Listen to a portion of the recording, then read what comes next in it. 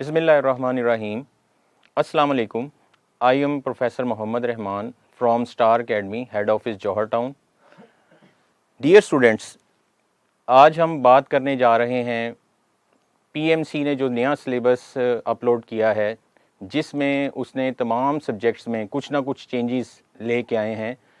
उनमें से आज हम बात करेंगे लॉजिकल रीजनिंग की। ये एक नया एडिशन है आपके सिलेबस में, जिसकी वजह से स्टूडेंट काफ़ी परेशानी का शिकार हैं कि ये लॉजिकल रीजनिंग आखिर क्या है, इसमें हमें किस तरह के क्वेश्चंस पूछे जाएंगे, क्योंकि आपको पता है ये एग्ज़ाम हर स्टूडेंट के लिए बहुत इम्पॉर्टेंट है और इसमें एक एक नंबर जो है वो बहुत अहमियत का हामिल है। तो डियर स्टूडेंट्स, आज हम डिटेल से बात करेंगे लॉजिकल रीजनिंग के बारे में कि हम किस तरह से इस पोर्शन में मैक्सिमम मार्क्स जो हैं वो हासिल कर सकते हैं। तो सबसे पहले फर्स्ट ऑफ ऑल हम बात करते हैं वेटेज की, कि आपके पेपर में लॉजिकल रीजनिंग के वेटेज परसेंटेज और नंबर ऑफ क्वेश्चंस के हिसाब से कितनी होगी। तो परसेंटेज के हिसाब से देखें तो अप्रॉक्सीमेट 5% जो वेटेज है वो लॉजिकल रीजनिंग को दी गई है, और इस परसेंटेज के हिसाब से आपके नंबर ऑफ MCQs जो हैं वो 10 हैं। टोटल नंबर ऑफ MCQs आपको पता है कि 210 MCQs हैं।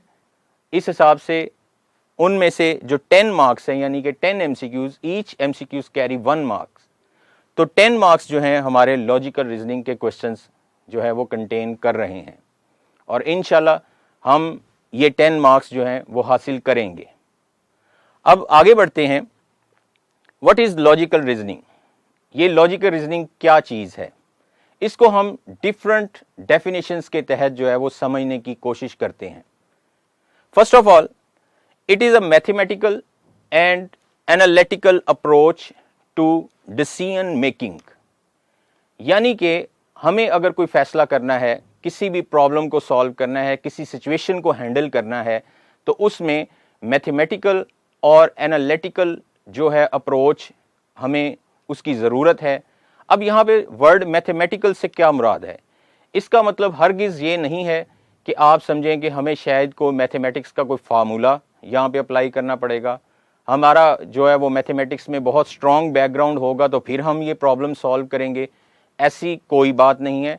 डेली लाइफ में देखें डियर स्टूडेंट्स, चाहे आप मेडिकल से रिलेटेड हैं या आप किसी भी और फील्ड से रिलेटेड हैं, आप मैथमेटिक्स का जो है वो इस्तेमाल करते हैं, और वो बहुत बेसिक मैथमेटिक्स होता है जो बेसिक ऑपरेशंस पे डिपेंड कर रहा होता है। कहीं पे आप एडिशन, सब्ट्रैक्शन, मल्टीप्लिकेशन, इस तरह का काम जो आप करते हैं, और हर जो आदमी है, चाहे वो जितना मर्जी पढ़ा लिखा है या कम पढ़ा लिखा है, वो इसका इस्तेमाल अपनी डेली लाइफ में करता है।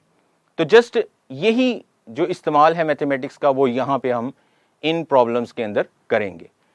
उसके बाद एनालिटिकल की बात कर रहा है, तो एनालिटिकल मतलब कि हमारे पास जो सिचुएशन या प्रॉब्लम होगा, जो भी कम्प्लेक्स प्रॉब्लम हमें दिया जाएगा, हमने उसको अच्छी तरह से एनालाइज करना है। हमने उसके बारे में सारा स्ट्रक्चर अपने माइंड में बनाना है ताकि हम उसके बेस्ट सॉल्यूशन पे पहुंच सकें। सेकंड, जो इसकी डेफिनेशन है, it is one of the fundamental skill of effective thinking.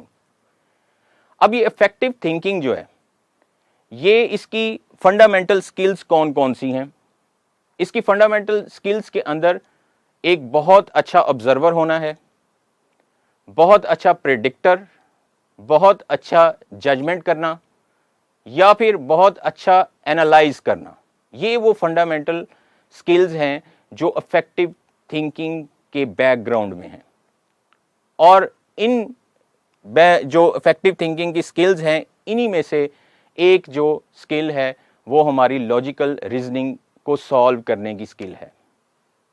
इन्हीं स्किल्स की मदद से हम अपने लॉजिकल रीजनिंग के कॉम्प्लेक्स प्रॉब्लम्स को सॉल्व करते हैं। नेक्स्ट डेफिनेशन में, इट कंसिस्ट ऑफ क्वेश्चंस। अब हम क्वेश्चंस की बात के हवाले से इसको समझने की कोशिश करते हैं। क्वेश्चंस इसमें किस तरह के आते हैं? Which require a logical level of analyse to arrive at the correct solution. यानी कि एक बेहतरीन सोल्यूशन पे पहुंचने के लिए हमें एक अच्छा लॉजिकल लेवल जो है वो होना चाहिए उस चीज़ को एनालाइज करने के लिए। मतलब कि हमारे पास एक प्रॉपर और रीजनेबल वे होना चाहिए ऑफ अंडरस्टैंडिंग। और रीजनिंग क्या है? रीजनिंग क्या इसमें क्या काम करता है कि वो इन्फेरेंस जो है उसको क्रिएट करता है।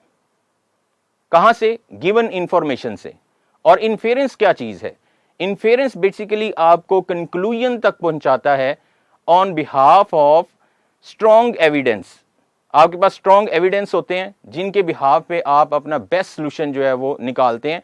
पॉसिबल सॉल्यूशंस आपके सामने होते हैं, लेकिन आप उन सॉल्यूशंस को भी फिर आपस में कंपेयर करते हैं और उनमें से जो बेस्ट सॉल्यूशन होता है उसको आप जो है वो करेक्ट सॉल्यूशन कहते हैं। तो ये डियर स्टूडेंट्स कुछ हवाले से हमने इस लॉजिकल रीजनिंग को समझने की कोशिश की है। सम अप करें तो बेसिकली लॉजिकल रीजनिंग के जितने भी क्वेश्चंस हैं उनके पीछे है इफेक्टिव थिंकिंग। अगर आपकी इफेक्टिव थिंकिंग जो है वो बेस्ट है, आपने उसको इंप्रूव किया है, तो आप इन तमाम क्वेश्चंस को बहुत अच्छे तरीके से हैंडल कर सकते हैं। अब हम अपनी इफेक्टिव थिंकिंग को इंप्रूव कैसे कर सकते हैं? कौन कौन से तरीके हैं जिनको हम अपनाएं तो हम डेली लाइफ में सिर्फ लॉजिकल रीजनिंग के प्रॉब्लम्स नहीं, अपनी रियल लाइफ में कोई भी प्रॉब्लम को, किसी भी प्रॉब्लम को अच्छे तरीके से हैंडल करके बेहतरीन नतीजे पे हम पहुंच सकते हैं। तो ये कुछ हम चीजें डिस्कस करेंगे जिसकी मदद से हम अपनी इफेक्टिव थिंकिंग को जो है वो इंप्रूव करेंगे। How we improve our effective thinking? तो नंबर 1, बी ऑब्जर्वेंट। एक अच्छा ऑब्जर्वर बने, चीजों का मुशाहिदा करें, देखें कि चीजें जो हैं वो किस तरीके से जो है वो काम कर रही हैं, ताकि आपको समझ आए। आपको हर चीज की समझ होनी चाहिए। कोई सिनेरियो आपके सामने आए, आपको समझ हो कि आप ये नेक्स्ट क्या इसमें बेहतर डिसीजन लिया जा सकता है। उसके बाद लर्न हाउ थिंग्स वर्क। ये चीज सीखें कि आपके इर्द गिर्द चीजें किस तरह से काम कर रही हैं और किस तरह से उनको काम करना चाहिए एक बेहतर आउटपुट देने के लिए। Practice your problem solving skill. अपनी प्रॉब्लम सॉल्विंग स्किल की प्रैक्टिस को इंप्रूव करें, उसकी प्रैक्टिस करें। बार बार अपने आप को जो सिचुएशन आप हैंडल कर रहे हैं उसके अंदर जो है प्रॉब्लम किस तरह से सॉल्व किया जाता है उसकी प्रैक्टिस करें, ताकि आपकी ये स्किल जो है प्रॉब्लम सॉल्व करने की ये इंप्रूव करे। Think about your decisions. आप डेली लाइफ में बहुत सारे डिसीजन लेते हैं मुख्तलिफ एस्पेक्ट से, तो आपने अपने डिसीजंस पे गौर करना है कि मेरा डिसीजन कैसा है, क्या मैं इससे बेहतर डिसीजन ले सकता था, इसमें क्या क्या जो है वो लैक्स हैं, उनको मैं कैसे इंप्रूव करूंगा। तो आपने अपने डिसीजंस के बारे में सोचना है। जब भी आपके सामने कोई प्रॉब्लम आती है तो आप उसके बारे में जो डिसीजन ले रहे होते हैं वो बेहतर डिसीजन तभी ले सकते हैं अगर आपकी ये स्किल जो है इफेक्टिव थिंकिंग की ये बेहतर होगी। Next, ask questions. क्वेश्चंस पूछें। अगर आपको किसी भी चीज, किसी सिनेरियो के बारे में क्लियर कोई बात नहीं है तो आदत डालें क्वेश्चन पूछने की, एक दूसरे से इंफॉर्मेशन शेयर करने की और इंफॉर्मेशन लेने की, ताकि आपके ज़हन में जो क्वेश्चन मार्क्स हैं वो सॉल्व हों। अगर आप क्वेश्चंस नहीं पूछेंगे, वो क्वेश्चन मार्क्स सॉल्व नहीं होंगे, तो आप एक बेहतर डिसीजन नहीं ले सकेंगे।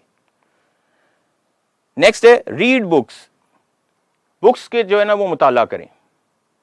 बेशुमार बुक्स जो हैं वो आपके इर्द गिर्द हैं जो आपको डिफरेंट इंफॉर्मेशन देती हैं। अपने आप को लिमिटेड ना करें, अपने आप को जो है वो डिफरेंट हवाले से इंप्रूव करें। जो जो टॉपिक आपके सामने मुख्तलिफ तरीकों से आता है उन पे डिफरेंट बुक्स जो हैं उनकी स्टडी करें, रिसर्च करें उसके बारे में, ताकि आपकी इंफॉर्मेशन जो है वो मैक्सिमम हो सके। तो ये कुछ पॉइंट्स थे जिनके जरिए से हम अपनी थिंकिंग को इंप्रूव कर सकते हैं और इफेक्टिव कर सकते हैं। डियर स्टूडेंट्स, आगे बढ़ते हैं। ये लॉजिकल रीजनिंग जो है इसकी अगर हम क्लासिफिकेशन करें, यानी कि हमें किस तरह के क्वेश्चंस जो हैं वो पूछे जा सकते हैं, तो इसकी दो मेजर क्लासिफिकेशंस हैं। उनके अंदर फिर मजीद फर्दर सब जो है वो क्लासिफिकेशंस होंगी जिनको हम अपने लेक्चर्स के दौरान डिस्कस करेंगे। सबसे पहले वर्बल रीजनिंग।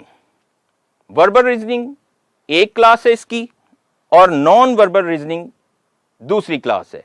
अब हम अलग-अलग इन पे बात करते हैं कि वर्बल के अंदर किस तरह के क्वेश्चंस आपसे पूछे जाएंगे और नॉन वर्बल क्वेश्चंस जो हैं वो किस तरह के होते हैं।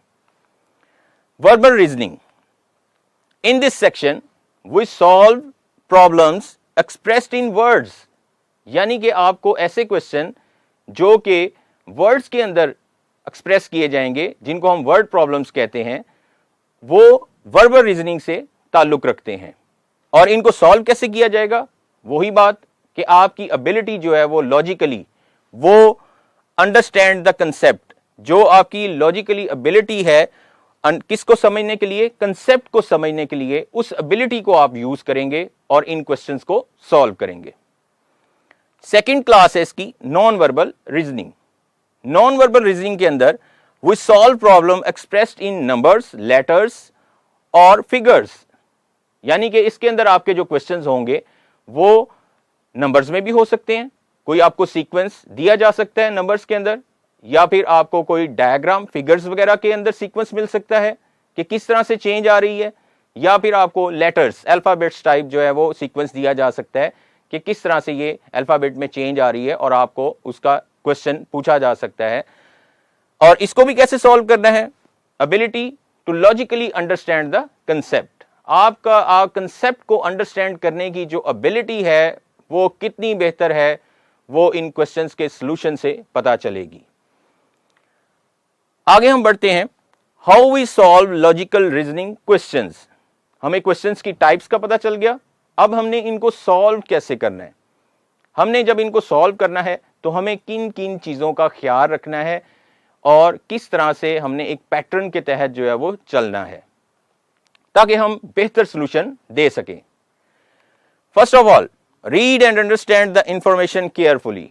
आपको हर क्वेश्चन में कोई ना कोई इंफॉर्मेशन दी जाती है, आपने उस इंफॉर्मेशन को केयरफुली स्टडी करना है, अच्छे तरीके से क्वेश्चन की पूरी स्टेटमेंट को पढ़ना है, जल्दबाजी नहीं करनी, एक एक वर्ड पे गौर करना है, क्योंकि स्टेटमेंट का एक वर्ड जो है वो सारी सिचुएशन को चेंज कर देता है। इसलिए आपने अच्छी तरह से उसको अंडरस्टैंड करना है, इंफॉर्मेशन को जो आपको दी जाएगी। Second, analyse critical logical information. वो जो आपको इंफॉर्मेशन दी होगी उसको आपने क्रिटिकली जो है वो एनालाइज करना है, मतलब उसको बिल्कुल सिंपल वे में नहीं सोचना, उसको हर एस्पेक्ट से सोचना है। अपने ज़हन में एक स्ट्रक्चर बनाना है कि हमें जो बात बताई जा रही है उसका एक कंप्लीट स्ट्रक्चर स्टेटमेंट पढ़ने के बाद आपके ज़हन में बन जाना चाहिए ताकि आप उसके सॉल्यूशन की तरफ आगे बढ़ सकें। Think of all possible solution. जब वो स्ट्रक्चर बन जाए आपके ज़हन में तो आपने उसके जितने भी पॉसिबल सॉल्यूशंस हैं उनके बारे में सोचना है, क्योंकि एक वक्त में लगता है ऐसा कि शायद ये भी इसका सॉल्यूशन है, शायद ये भी सॉल्यूशन है, तो जितने भी पॉसिबल सॉल्यूशंस आपके ज़हन में हैं आपने उन सब के बारे में सोचना है, फौरन किसी एक सॉल्यूशन पे जो है ना वो क्लिक नहीं करना। नेक्स्ट आपके पास compare the answer obtained with other possibilities. फिर वही बात जो मैंने अभी आपसे शेयर की है कि आपका जो आंसर है या आपका जो सॉल्यूशन है उसको आपने अदर सॉल्यूशंस के साथ कंपेयर लाजमी करना है, किसी एक सॉल्यूशन पे आपने क्लिक नहीं करना, आपने उनको कंपेयर करना है और उसमें से बेस्ट पॉसिबल सॉल्यूशन जो है वो आपका राइट आंसर होगा। Come to a correct logical conclusion. जब आप उसको कंपेयर करेंगे तो उसके बाद आपको अंदाजा होगा कि लॉजिकली मेरा बेस्ट कंक्लूजन क्या है या मेरा बेस्ट सॉल्यूशन क्या है, तो वो सॉल्यूशन आपका राइट सॉल्यूशन कहलाएगा। अब हम स्टूडेंट्स कुछ क्वेश्चंस आपके साथ जो है ना वो शेयर करेंगे ताकि आपको कुछ आइडिया हो कि हम नेक्स्ट लेक्चर्स के अंदर किस तरह के क्वेश्चंस जो है वो करने जा रहे हैं। इंशाल्लाह जो आपका एग्जाम होगा उसमें क्वेश्चंस जो हैं वो ऐसे ही होंगे और आप उनको सॉल्व करने की 100% एबिलिटी रखते होंगे। क्वेश्चन की स्टेटमेंट आपके सामने है, which word does not belong to the other. आपको ऑप्शंस में कुछ वर्ड्स नजर आ रहे हैं और आपने ये देखना है कि इनमें से कौन सी ऑप्शन ऐसी है जिसका बाकी ऑप्शंस के साथ कोई लिंक ही नहीं बन रहा। So alpha kilogram, beta ton, charlie centimetre और डेल्टा ग्राम। अब अगर आप गौर करें तो basically alpha, beta and delta, these are units of weight, ये वेट के यूनिट्स हैं। और ये जो चार्ली है centimetre, this is a unit of length. It mean charlie का रिलेशन जो है बाकी सबके साथ नहीं बन रहा। तो हमारा राइट आंसर यहां पे जो होगा वो चार्ली मीन सेंटीमीटर होगा। तो आपने देखें तमाम ऑप्शंस को गौर से देखा, उनके बारे में आपने एनालाइज किया और फिर उसमें से जो बेस्ट सॉल्यूशन है वो आपने चूज किया। नेक्स्ट क्वेश्चन है, A is in the east of B. अब ये एक ऐसा क्वेश्चन है जिसके बारे में आप स्ट्रक्चर अपनी माइंड में बनाएंगे और इसको गौर से पढ़ना है कि कौन किसकी डायरेक्शन में है। यहां पे आमतौर पे गलती हो जाती है, हमें नहीं पता चलता कि हमने किसको किसकी डायरेक्शन में देखना है।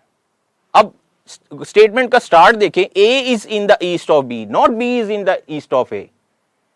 ए जो है वो बी की ईस्ट में है।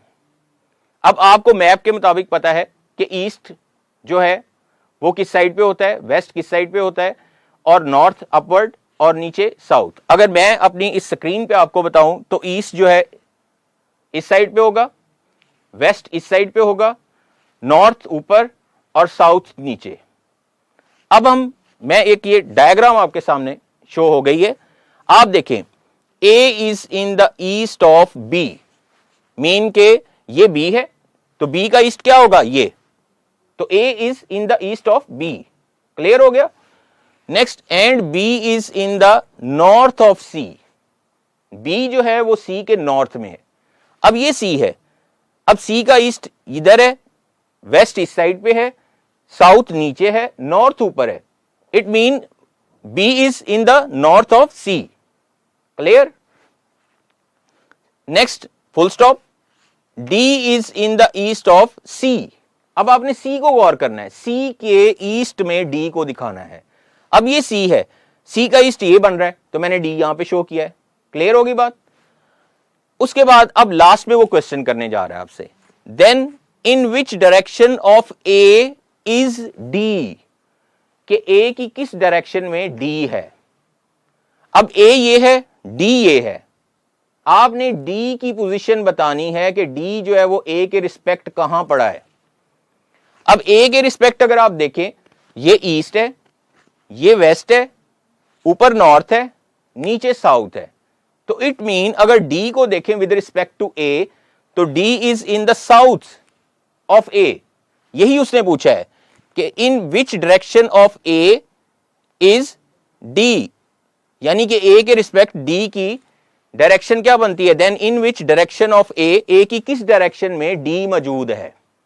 तो ए के साउथ में डी मौजूद है, तो यहां पे हमारा करेक्ट ऑप्शन जो है वो बीटा बनेगा।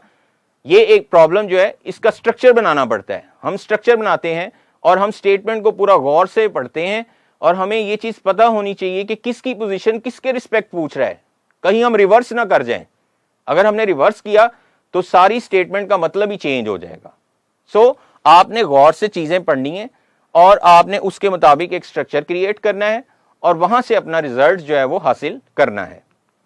नेक्स्ट क्वेश्चन है, ये दो वर्ड्स आपके सामने लिखे हुए हैं, पेज बुक। ऑप्शन देखें, alpha ink pen, beta engine bike, charlie sofa room and delta हैटमैन।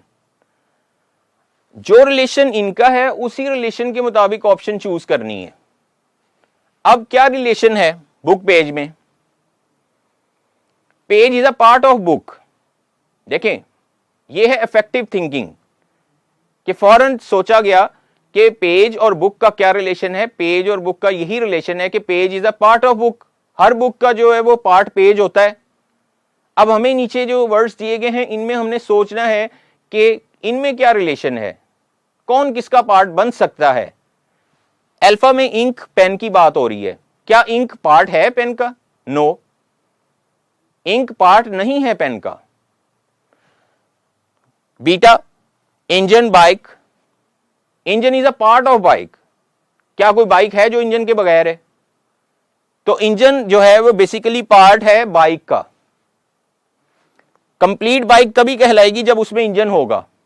इसी तरह कंप्लीट बुक तभी बनती है जब उसमें पेज होंगे।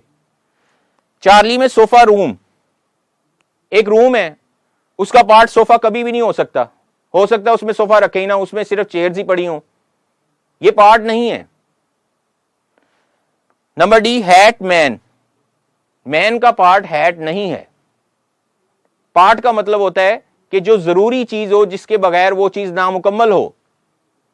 तो यहां पे हमारी बेस्ट ऑप्शन जो है वो इंजन बाइक है, क्योंकि because engine is a part of bike.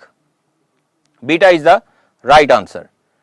Next question है, आपके पास दो स्टेटमेंट्स दी गई हैं, आपने उनको गौर से पढ़ना है, देन आपने नीचे ऑप्शंस पढ़नी है और देखना है कि आपके पास कौन सा बेस्ट रिजल्ट है। बेसिकली ये क्वेश्चन जो है कॉज इफेक्ट के रिलेटेड होते हैं। कॉज इफेक्ट का मतलब कि एक चीज वजह बनती है और दूसरी चीज जो है वो उसका असर होती है। फर्स्ट स्टेटमेंट है, school timing changed in the Punjab, Punjab में स्कूल की टाइमिंग चेंज हो गई है। सेकंड स्टेटमेंट है, price of gold is increasing continuously, कि गोल्ड की जो प्राइस है वो मुसलसल बढ़ रही है। अब इन दोनों स्टेटमेंट्स में क्या कोई ताल्लुक है, क्या कोई किसी पे डिपेंड कर रही है, या दोनों इंडिपेंडेंट है? यहां पे ऑप्शंस में डिपेंडेंट और इंडिपेंडेंट की बात नहीं की, लेकिन कर सकता है वो। क्या आपके पास दो स्टेटमेंट्स हैं, आपने ये बताना है कि क्या वो एक दूसरे पे डिपेंड कर रही हैं या वो इंडिपेंडेंट हैं, ये भी बात हो सकती है। यहां पे जो ऑप्शंस हैं उनमें कॉज इफेक्ट की बात की गई है। अल्फा में वो क्या कह रहा है, statement 2 is cause and 1 is effect, कि आपकी स्टेटमेंट 2 जो है वो वजह बनी है, तो स्टेटमेंट 1 जो है वो उसका असर है, उसकी वजह से हो गई है। क्या गोल्ड की प्राइस बढ़ने से स्कूल की टाइमिंग चेंज होती है? ऐसा नहीं है। Number B, statement 1 is cause and second is effect, कि स्टेटमेंट 1 जो है वो वजह बनी है और जो स्टेटमेंट 2 है वो उसका रिजल्ट है। स्कूल की टाइमिंग चेंज हुई, इस वजह से गोल्ड बढ़ गया, नॉट पॉसिबल। डी, ये डेल्टा को देखते हैं, both are effects of some common reasons, दोनों जो हैं वो किसी ऐसी चीज का रिजल्ट हैं जिनकी रीजंस जो हैं वो कॉमन है, कुछ वजूहात जो हैं वो कॉमन है, मुश्तरका हैं। लेकिन ये जो दो स्टेटमेंट्स लिखी गई हैं, इनमें कोई चीज भी, इनकी जो वजह है जिस वजह से ये काम हो रहा है, उनमें कुछ कॉमन नहीं है। चार्ली में क्या कह रहा है, both are effects of different causes, कि दोनों जो हैं ये रिजल्ट्स हैं मुख्तलिफ वजूहात के। तो ये चार्ली ऑप्शन जो है वो यहां पे बेस्ट ऑप्शन है, बिकॉज अदर ऑप्शंस को आपके साथ मैंने डिस्कस किया, उनमें से कोई ऑप्शन भी जो है वो पॉसिबल नहीं है। सो हमारा यहां पे रिजल्ट जो है, जो सोल्यूशन है इसका राइट आंसर है वो चार्ली है। नेक्स्ट क्वेश्चन है आपके पास, ये अल्फाबेट्स नॉन वर्बल की टाइप है। ये आपके पास कुछ अल्फाबेट्स हैं, सीक्वेंस के अंदर दिए गए हैं, आपने जो ब्लैंक आपको शो किया है, आपने बताना है कि उसमें बेस्ट जो है यहां से कौन सा रिजल्ट जो है वो फिट होगा।